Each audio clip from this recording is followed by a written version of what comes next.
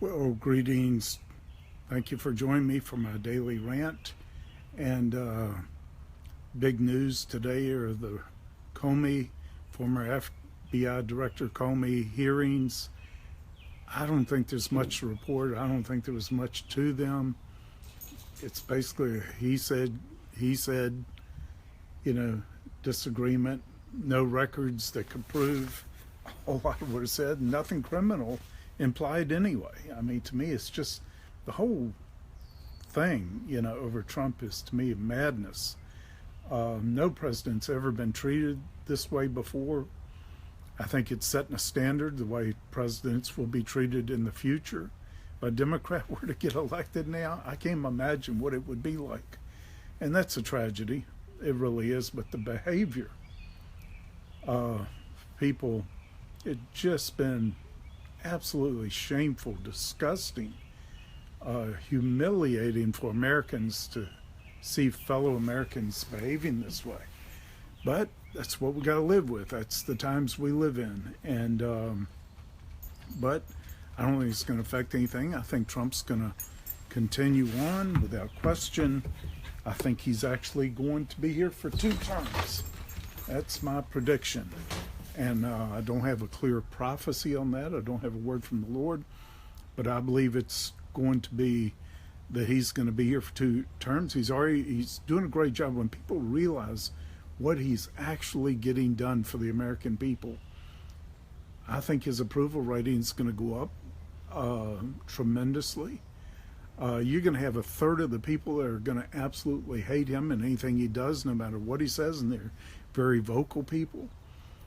Right now, you've got, according to Rasmussen, a really solid 48% who have been solid support for him. That's almost unheard of for any president at this stage.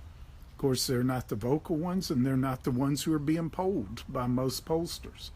Pollsters create polls to say what they want them to say. That's just the sad fact of where we are. They're about as messed up, for the most part, as the news media is. But moving right along, I wanted to share an inspirational story about a person I knew, and I've been blessed to know some really incredible people. And I want to tell you about one who was an inspiration to me when I was a young pilot. And when I decided I was going to be a professional pilot, fly airplanes for a living, I wanted to be the best pilot I could be. I resolved to, in every way, be as serious as I could be about my training, about my learning about everything from weather to regulations, everything. I really went after it with, I think, a serious devotion to it. I always asked for the toughest instructors. And by the time I had become a commercial pilot and a flight instructor, I think, now this is totally pride, but I think I thought I was one of the best pilots, for my level. I didn't know any that were better, to be honest with you. That was, and that could have been delusion, but that's just the way I felt about things. And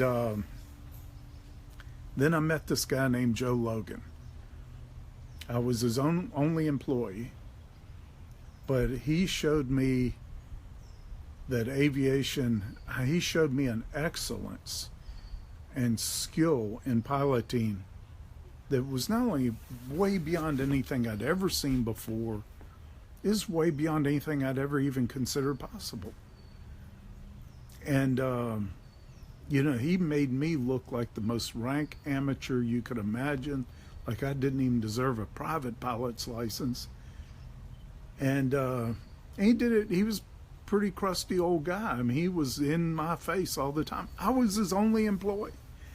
At the time, the Israeli Air Force probably had some of the greatest pilots in the world, and probably still do. But they actually hired him to train their pilots. This guy had a reputation of just being the best, and he was by far. He had personally ferried over 100 aircraft to all over the world. He would never turn the autopilot on. He thought autopilots were for wimps. And whenever he got in an airplane, he had one thought: I am going to fly this plane better than I flew it the last time. And when you're delivering aircraft from the U.S. to South Africa or Saudi Arabia, wherever, he was taking them all over the world. You got hours and hours of just sitting there trying to hold your heading and altitude, which anybody else would have had an autopilot on, and to be honest, probably reading a book. That's just the way it went when you're on those long flights. But he wouldn't. He would hand fly it, and he set a standard whenever he deviated more than 10 degrees off his heading or 50 feet off his altitude, or ever felt the control surfaces, G-forces, unnatural G-forces, that meant that any turn was not absolutely perfectly coordinated, he would put a mark on a clipboard. And after the first few trips, he would have several hundred marks on the board by the time he got to his destination. And by his last trip, he got back, he had 2 marks on the board, and he was not satisfied. He said, I know I can do it better than that. I know I can do it with no marks on the board.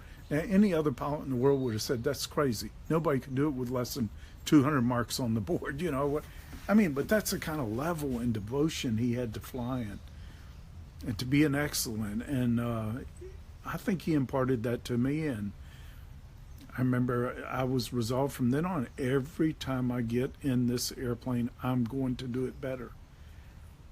And I started trying to fly with greater precision. And whenever I didn't have passengers with me, I was practicing emergency procedures. I was practicing steep turns and, just about anything I could to get better at my skills. But Joe imparted that to me. And I tell you, I really think that those people that have that devotion to whatever skill they're called to whatever they're called to do in this life, aren't we supposed to do everything that we do as unto the Lord? So Christians should be the best at everything.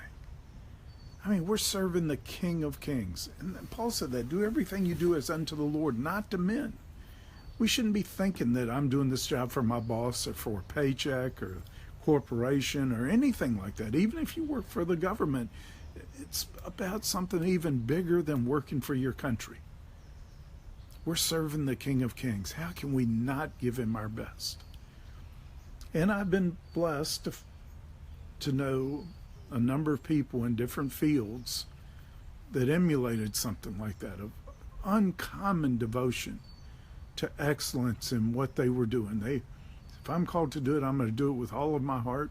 I'm going to do the best job I possibly can, and I'm resolved to continue getting better at doing it. I think we've had some people at Morningstar that had that devotion. We've had musicians. I think Leonard Jones is one of those. He is constantly practicing. And he's in his 60s now, and he's saying, I can get better. I can do this better. I don't know anybody that can do it better than Leonard, except for maybe Don Potter in some areas with the guitar. But I don't know. It's just a whole different league. But that's what they impart. That's what Leonard imparts to his students that come to our school of worship, and Don Potter imparts that, and they're devoted to it. Don spent years after he had already been near the top of one of the best musicians in the world, playing with some of the greatest people in the world. As far as most successful. Don took some time off, spent years, he called it facing the wall, where all he did was play before the Lord.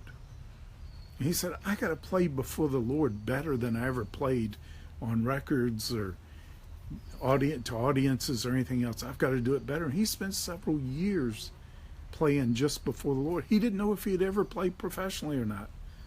But he said, I can play this, and I can worship, and my practice is worship, and I can do this better. What an awesome example for all of us. If you play basketball, play it as if the Lord is your coach. The Lord is the owner of your team, or whatever. We've got to rise to another level. And if we do that, we will be the head and not the tail. You'll rise to the top in any field that you're in. I'm just saying. So this is the day that the Lord has made. Don't mess it up. Do better. Determine you're going to make the most of it. You're going to grow in Him. You're going to get closer to Him. You're going to know His voice better. You're going to love Him and love other people more. Let's resolve that we're not going to waste the incredible days that the Lord has given to us. Thank you for joining this rant today.